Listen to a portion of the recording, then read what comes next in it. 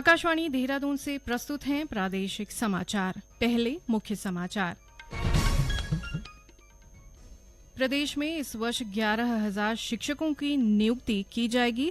मुख्यमंत्री पुष्कर सिंह धामी ने कहा, सरकार शिक्षा के क्षेत्र में सुधार और नवाचार के लिए लगातार कार्य कर रही है। चंपावत जिले के मां बाराही धाम देवी धुरा में विश्व प्रसिद्ध बग्वाल मेला आज से शुरू हुआ। भारतीय चिकित्सा संघ ने कल देश भर में गैर आपातकालीन सेवाएं बंद करने की घोषणा की। और प्रदेश के अधिकांश जिलों में 20 अगस्त तक भारी बारिश की चेतावनी।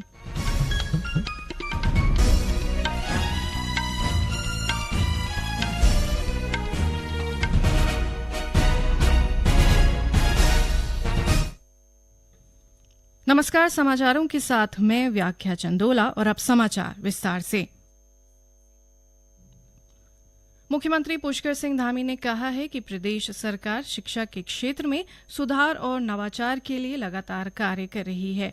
आज देहरादून में शिक्षकों को नियुक्ति पत्र वितरित करते हुए श्री धामी ने कहा कि राज्य में सहायक अध्यापकों के 2,906 पदों पर भर्ती प्रक्रिया जारी है। उन्होंने नवनियुक्त शिक्षकों से आह्वान किया कि वे राज्य के हर कोने में गुणवत्तापूर्ण शिक्षा पहुंचाने में सरकार का सहयोग करें। कार्यक्रम को संबोधित करते हुए मुख्यमंत्री ने कहा कि प्रदेश में नकल विरोधी कानून के प्रावधान इतने सख्त किए गए हैं कि अब कोई भी नकल माफिया राज्य के युवाओं के भविष्य के साथ खिलवाड़ नहीं कर पाएगा। कार्यक्रम में मौजूद शिक्षा मंत्री धन सिंह रावत ने कहा कि इस वर्ष 11,000 शिक्षकों को नौकरी दी जाएगी। उन्होंने शिक्षकों से 5 साल दुर्गम क्षेत्र में अपनी सेवाएं देने को कहा। डॉक्टर रावत ने कहा कि राष्ट्रीय शिक्षा नीति के तहत स्थानीय भाषाओं में पुस्तक भी छपी हैं। कार्यक्रम में 221 चयनित सहायक अध्यापकों को नियुक्ति पत्र प्रदान किए गए। चंपावत जिले के मां बाराही धाम देवी धुरा में विश्व प्रसिद्ध बग्वाल मेला आज से शुरू हो गया है। मेले का शुभारंभ करते हुए केंद्रीय सड़क और परिवहन राज्य मंत्री अजय टम्टा ने कहा कि मां बाराही धाम पूरी दुनिया का अकेला क्रीड़ा धाम है। 19 अगस्त को रक्षाबंधन के अवसर पर 4 खाम 7 थोक के बीच बग्वाल खेली जाएगी। मेले का समापन 25 अगस्त को श्री कृष्ण जन्माष्टमी पर होगा। पत्रकारों से बातचीत में श्री टम्टा ने कहा कि प्रदेश के सभी राजमार्गों को राष्ट्रीय राजमार्गों के रूप में परिवर्तित किया जा रहा है।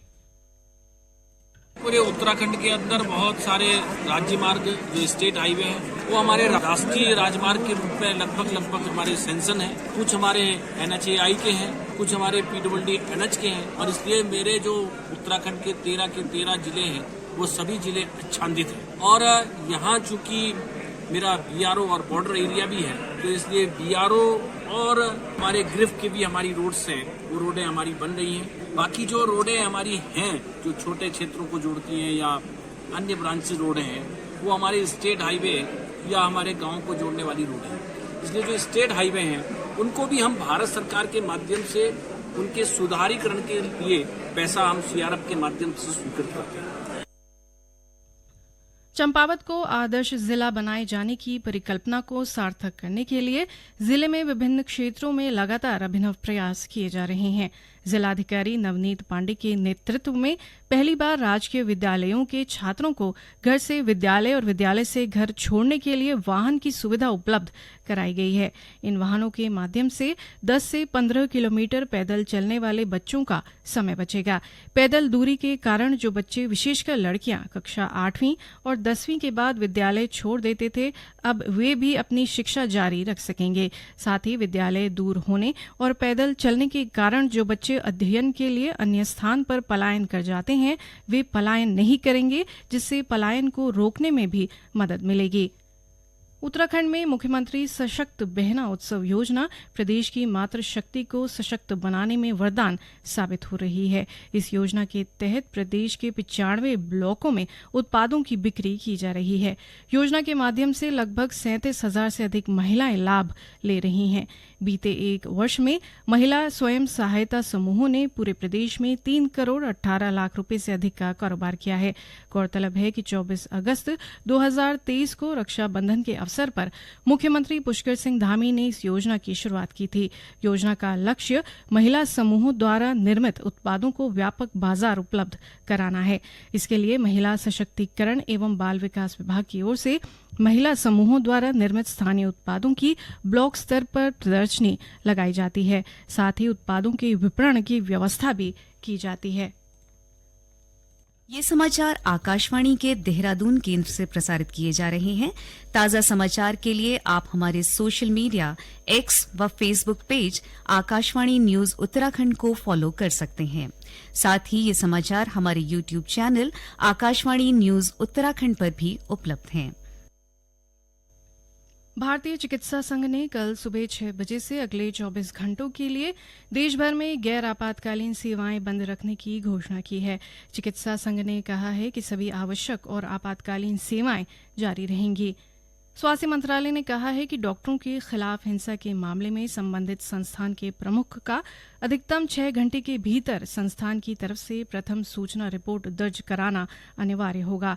स्वास्थ्य सेवा महानिदेशक अतुल गोयल ने इस संबंध में केंद्र सरकार के अस्पतालों और मेडिकल कॉलेजों के प्रमुख को पत्र लिखा है।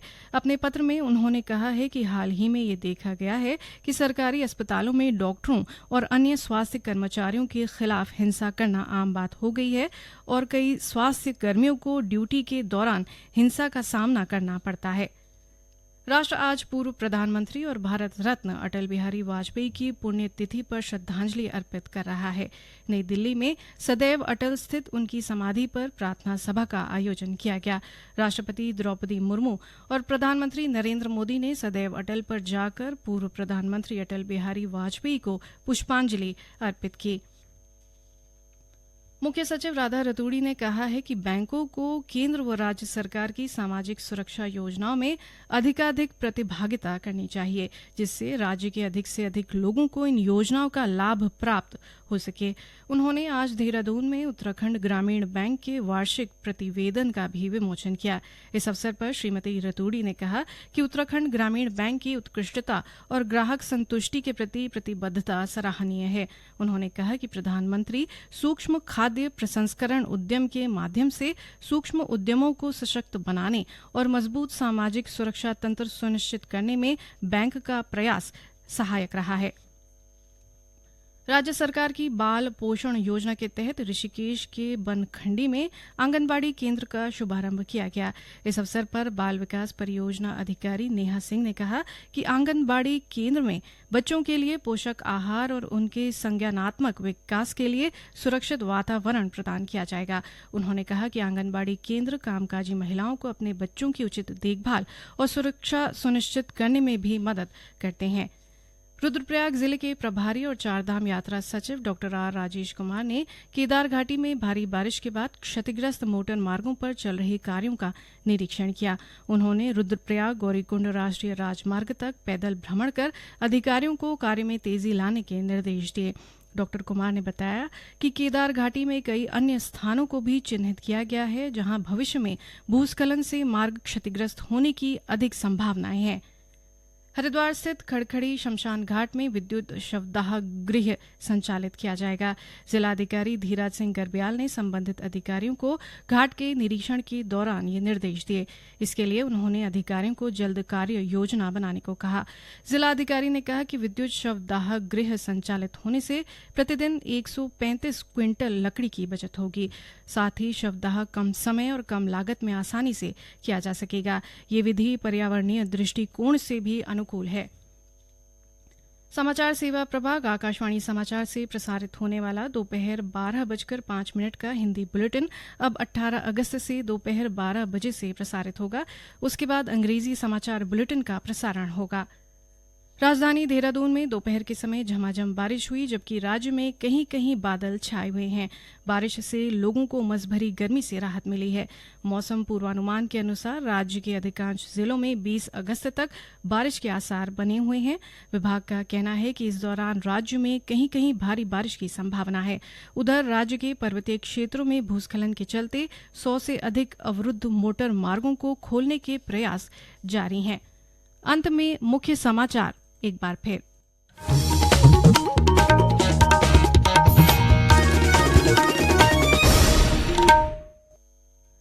प्रदेश में इस वर्ष 11,000 शिक्षकों को नियुक्ति दी जाएगी। मुख्यमंत्री पुष्कर सिंह धामी ने कहा, सरकार शिक्षा के क्षेत्र में सुधार और नवाचार के लिए लगातार कार्य कर रही है।